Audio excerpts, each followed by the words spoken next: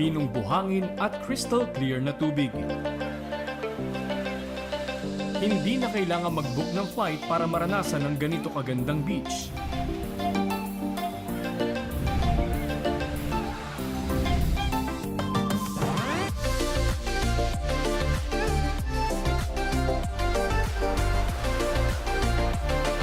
Ilang oras na biyahe lang ang kailangan para mapuntahan ang sikat na Patar Beach sa Bolinao, Pangasinan.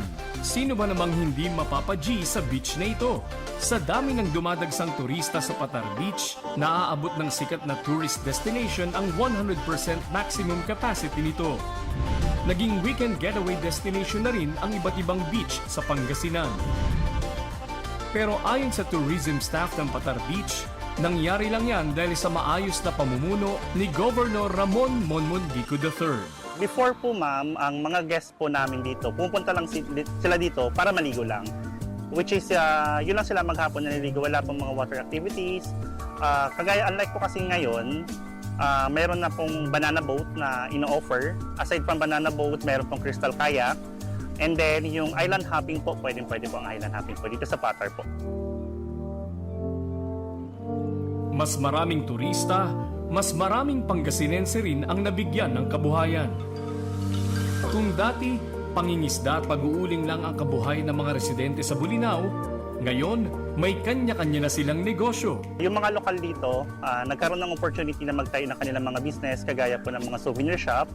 And then aside from souvenir shop, yung mga nagtitinda na rin ng mga foods, marami na rin po nagkaroon po dito na nag-open. Nag-open po yung Bolinao ng opportunity para kumita po yung ating mga kababayan po dito sa Pangasinan.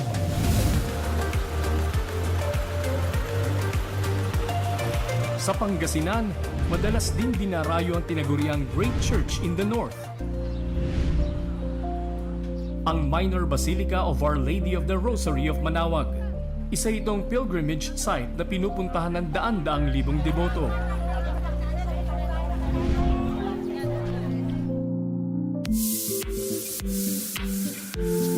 Mayaman din sa kultura at kasaysayan ng Pangasinan.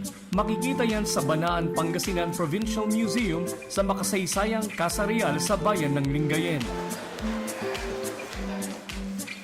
Salitang Pangasinan ng Banaan na nangangahulugang tagpuan o meeting place. Ang musika. Tuklasin ang yaman at ganda ng Pangasinan dito sa Banaan. Isa rin sa mga legacy project ni Governor Ramon Monmon Gico III ang Banaan Museum. Noong 2024, umabot sa mahigit 8,000 ang bumisita sa museo.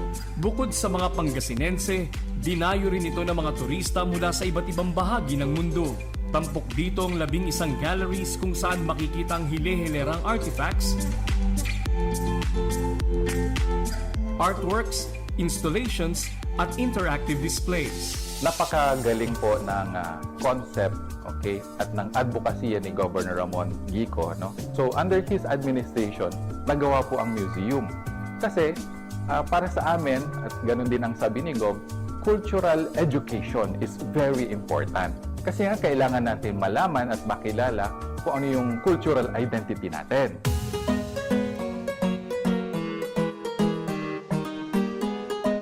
Bilang isang kabataan mula sa Pangasinan, maraming salamat po dahil binigyan mo po kami ng paraan para lalo pa naming ipagmalaki ang ating bayan. Sa inyo pong pangunguna sa pagpapahalaga sa ating kasaysayan, ay asahan mong tutulong kami at kikilos din patungo sa patuloy na pagpapaunlad at pagpapabuti ng ating Pangasinan. Ipagpapatuloy natin sa iyong pamumuno ang galing ng Pangasinan. Dahil sa mga proyekto at inisyatibo ni Governor Ramon Monmon Gico III, lalong lumago at lalago pa ang turismo ng Pangasinan.